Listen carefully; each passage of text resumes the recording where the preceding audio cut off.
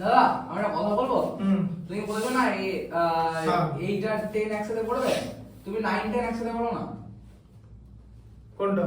এই পরে এই বছর থেকে 9 10 একসাথে পড়ো না।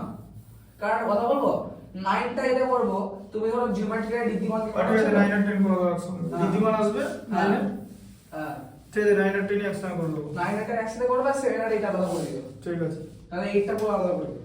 তুমি কথা এবার তুমি কথা না, শোনো, না, ব্যাস। আমার রিকোয়েস্টটা লিখে দাও, ব্যাস। ব্যাস বেশি ফালতু কথা বলবো একদম, না। একদম। ম্যাচটা করো এমনি। তুমি এটা এই ম্যাচটা করতে হবে এই যতক্ষণ না পারফরম্যান্সে কনভার্ট হবে ততক্ষণ পর্যন্ত কে কি বোঝে, কে কি জানে, কে কি শিখেছে কোনো ভ্যালু নেই। আগে নম্বর পরে সব। আগে ঠিক করে মেলাও তারপর দেখা যাবে। হ্যাঁ বলো এটা কি আছে? চলছে, বলো বলো কি আছে? On selling a watch for ₹114 দেখো তাহলে একটা ওয়াচকে সেলিং করে দিচ্ছে। শোনো, সেলিং করলেই তো লস হয়, তার আগে তো লস হবে না। তাহলে 11,000 এটাই তো, এটা সেলিং প্রাইস তো 11,400 রুপিস। আচ্ছা লস কত হয়েছে বলো? 5%. লস 5% হয়েছে তাই তো? লস হয়েছে 5%। দি কস্ট প্রাইস বার করতে বলেছে তো? হ্যাঁ How much did he pass it? হ্যাঁ কস্ট প্রাইস বার করতে বলেছে। আচ্ছা কস্ট প্রাইসের উপরই তো লসটা হয়েছে। তাহলে কস্ট প্রাইসের ফ্যাক্টস আগে তোমাকে আগের ম্যাচটা কি দেখেছিলাম? এরকম দেখেছিলাম তো b - b * 5/100 এরকম করে এটা দেখেছিলাম তো। হ্যাঁ এই প্রসেসটা দেখেছিলাম তো। এটা তো হয়। আরেকটা প্রসেস দেখাবো।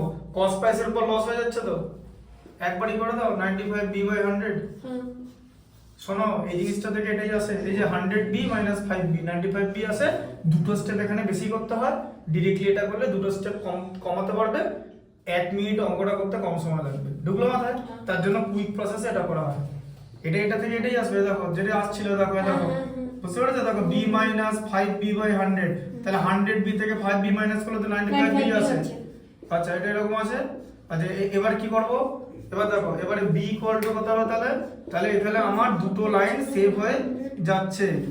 95 19 দিয়ে ডিভাইড করলে 5, 19 দিয়ে ডিভাইড করলে 6। ঠিক আছে? মানে 6 হ্যাঁ তাহলে এখানে চারটে zero। হ্যাঁ দাঁড়াও চারটে জিরো বসাবো না তো। ও, 5 হয়নি। 20 তো হ্যাঁ। 6 * 2 হয়ে গেল 12। আর এখানে একটা জিরো দুটো জিরো তিনটে জিরো। ঠিক আছে? তাহলে কস্ট প্রাইস কত? 12,000 রুপিস। এবার তুমি এখানে দেয়ারফর দিয়ে সিপি মানে কস্ট প্রাইস 12,000 রুপিস আলাদা করে লিখে নেবে। স্যার আরেকটা করে নিন না হয়ে যাবে? 11 হ্যাঁ এটা হয়ে যাবে তো। এটা তুমি করে নাও না, সব হয়ে যাবে। সব হয়ে যাবে, কোনো চাপ নেই। না বোর্ডে একসাথে করি। বোর্ড একসাথে করলে সাইডে করলে বুঝতে পারবে, হ্যাঁ বুঝে নিতে পারবে। হ্যাঁ তো কই দেখি 12 এরটা কি আছে? তাহলে এখানে হাফ দেখাচ্ছি। বলো 12 এরটা বলো কি আছে? on selling a calculator for ₹1325 it man gains 6%. How much? না এটা বড় আছে, বলো না দুটো স্টেপে করতে হবে। অত ইজি তো ম্যাথ থাকে না যে একটা জায়গার মধ্যে সব করে দেবো, আলাদা করে দেখাবো, অসুবিধা নেই বুঝতে। করো না তাড়াহুড়ো করবে। তুমি তো ম্যাথ শিখতে এসছো, ব্যাস। তুমি ধর এখানে এমনি কিছু শিখছো না, একদম গল্প হচ্ছে না।